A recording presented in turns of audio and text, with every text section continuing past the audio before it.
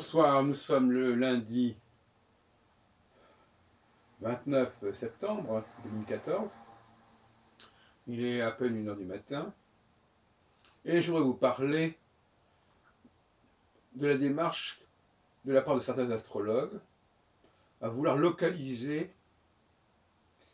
les prévisions, les prédictions.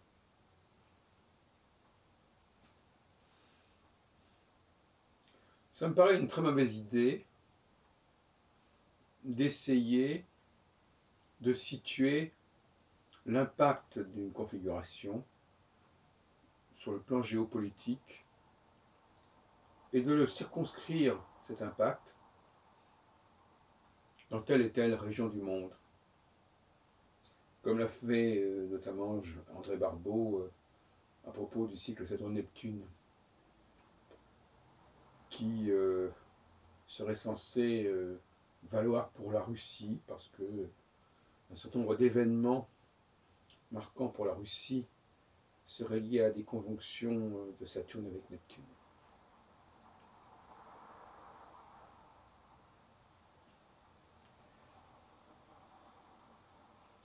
Je pense que c'est là un très mauvais service à rendre à l'astrologie que de chercher à tout prix à situer l'impact des configurations, des conjonctions, dans telle ou telle région du monde.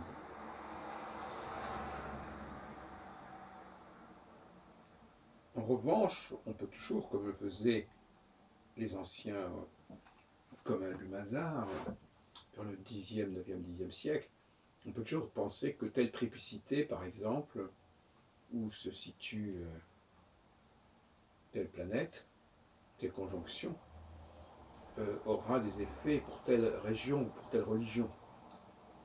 Mais là, il s'agit de la même configuration, en l'occurrence Jupiter-Saturne, qui aura des effets différents selon les signes où elle se trouve. Et ce n'est pas la même démarche que celle que propose André Barbeau, qui est de ne pas tenir compte en vérité des signes zodiacaux, mais en revanche de dire, pour telle configuration planétaire, c'est tel pays, pour telle configuration planétaire, c'est tel autre pays. Oui, là, on a deux approches bien distinctes. Et quelle est la moins pire? Il me semble que c'est la première, c'est-à-dire s'en tenir à une seule configuration, une seule conjonction, on pense, mais faire varier les effets de cette conjonction en rapport avec les signes qui sont traversés par ces conjonctions, en rapport avec les étoiles fixes qui sont concernées, etc., etc. Ça me paraît une formule beaucoup plus économique. Mais même comme ça, je pense que c'est excessif. Je crois qu'il est au contraire de bon augure, de bonne aloi, de considérer qu'une certaine configuration peut agir n'importe où. Pas forcément partout, mais n'importe où.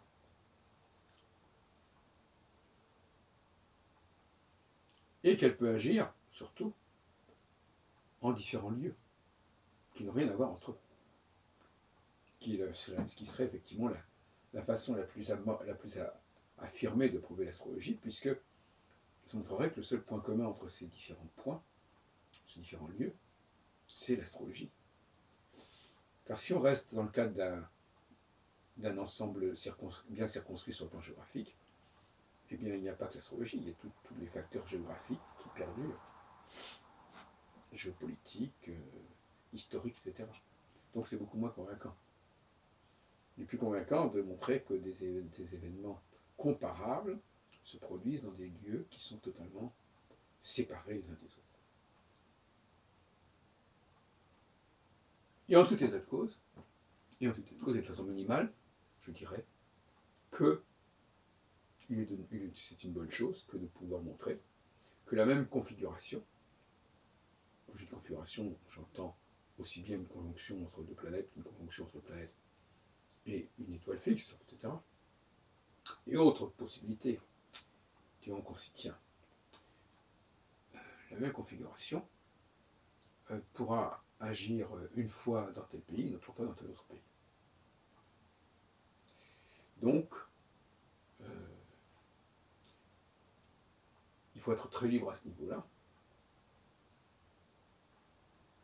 Alors on me reprochera éventuellement que de dire oui, mais à ce moment-là, vous comprenez, on trouve toujours quelque chose, il y a toujours un endroit, un pays où il se passe quelque chose, etc.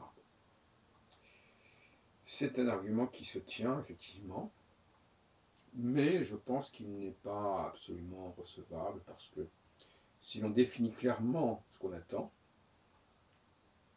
eh bien, on s'aperçoit qu'en fin de compte, les choses se passent à l'échelle mondiale de cette façon.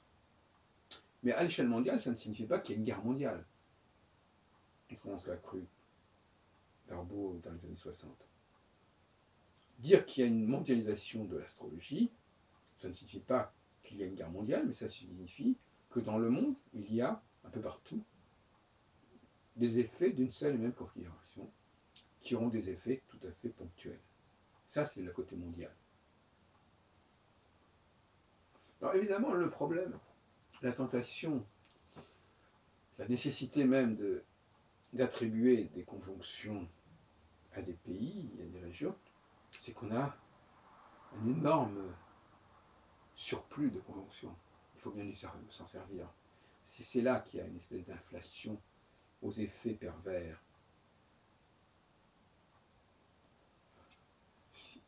Déjà au Moyen-Âge, on disait qu'il y avait plus de 120 conjonctions. Avec les conjonctions qu'on a rajoutées depuis le XVIIIe siècle, vous imaginez où on en est. Alors, si chacune de ces conjonctions doit correspondre à un pays différent, où va-t-on? Où va-t-on? Et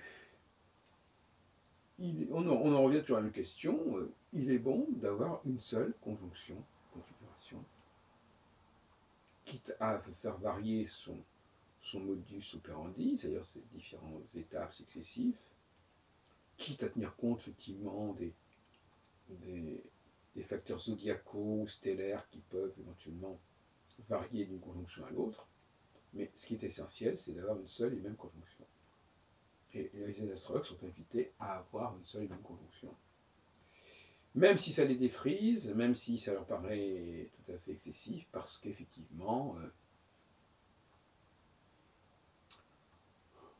pourquoi pas celle-ci et pourquoi pas celle-là, etc. Ça, on connaît la chanson, j'ai déjà répondu longuement. J'ai répondu que nos ancêtres astrologues avaient un cahier de charge précis, il leur fallait trouver une configuration qui soit récurrente, qui soit utile, qui soit répétée, et il a fallu choisir une, il a fallu faire son choix. Et une fois que le choix a été fait, ben c'était terminé, on n'allait pas y revenir. En tout cas pas après des centaines et des centaines d'années.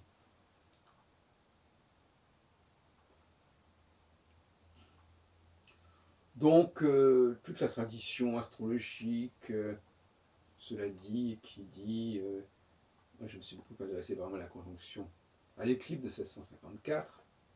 J'ai rencontré d'ailleurs Elisabeth Labrousse, j'ai écrit à son sujet, même j'ai fait plusieurs conférences sur l'éclipse du mois d'août 1654. L'entrée de Saturne au Lion, ça s'appelait même, le bouquin de Madame Elisabeth Labrousse qui est paru chez Nijoff en 1974. Alors le Lion, c'était la France, par exemple. Jean-Michel a beaucoup écrit sur la géographie sacrée, notamment chez Trétanière. Mais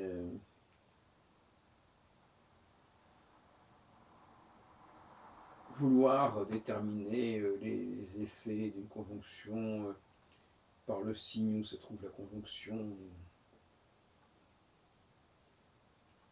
là il y a d'autres écueils, même si on a franchi l'écueil de ne pas se polariser sur plusieurs pays, sur plusieurs configurations, on peut être fasciné par l'idée que la configuration a lieu dans tel et tel signe, que tel et tel signe renvoie à tel et tel pays ou telle et telle région.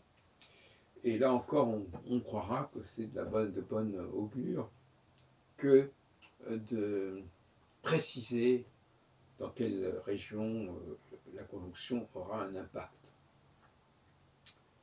à mon avis, c'est une fausse bonne idée.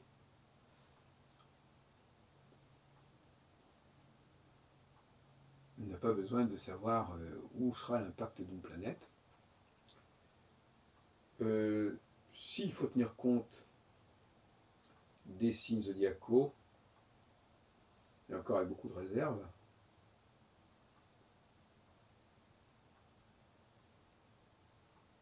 cela peut servir éventuellement à étudier comment un cycle se développe d'une conjonction à l'autre, par exemple. Ça me paraît intéressant.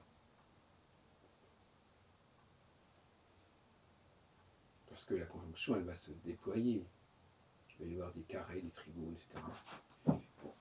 Mais moi, je ne suis pas non plus un fanatique des symboles de la symbolique zodiacale en prévision astrologique.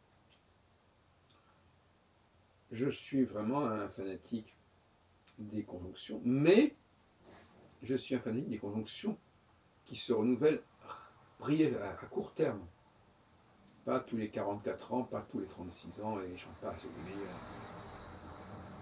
J'ai introduit, je crois, le premier, l'idée d'une conjonction qui se produirait tous les 7 ans et qui ne serait pas liée à une planète particulière. Enfin, je veux dire, il n'y a pas de configuration, il n'y a pas de cycle sidéral de 7 ans.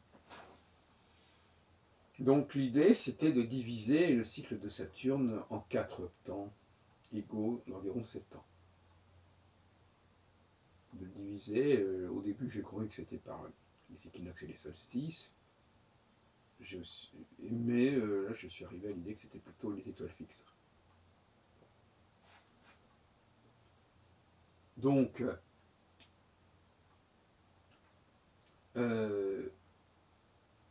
j'ajoute donc comme critère, non seulement la nécessité de faire un choix sur une seule configuration, mais aussi que cette configuration se renouvelle fréquemment.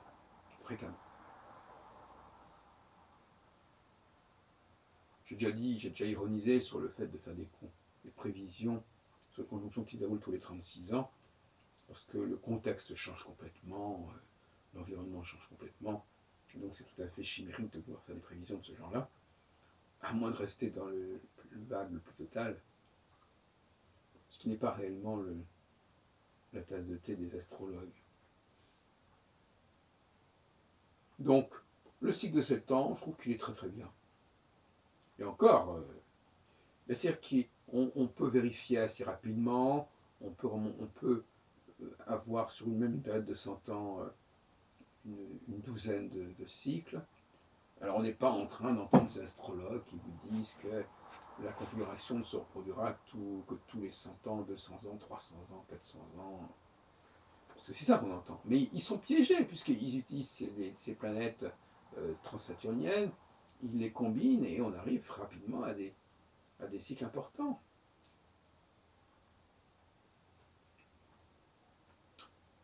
Donc on a à la fois, et donc on va couvrir des périodes très longues, et pendant ces périodes très longues, il y aura forcément des choses extrêmement diverses qui se produiront, et donc ça ne sera pas du tout concluant. Oui. Si, c'est vrai, le grand problème c'est la durée de l'intervalle. S'il est trop long, on va avoir des choses extrêmement diverses qui se dérouleront, et donc ça ne devra rien dire. Et s'il est trop court, eh bien, on risque de passer à côté de quoi que de tout et de ne rien appréhender.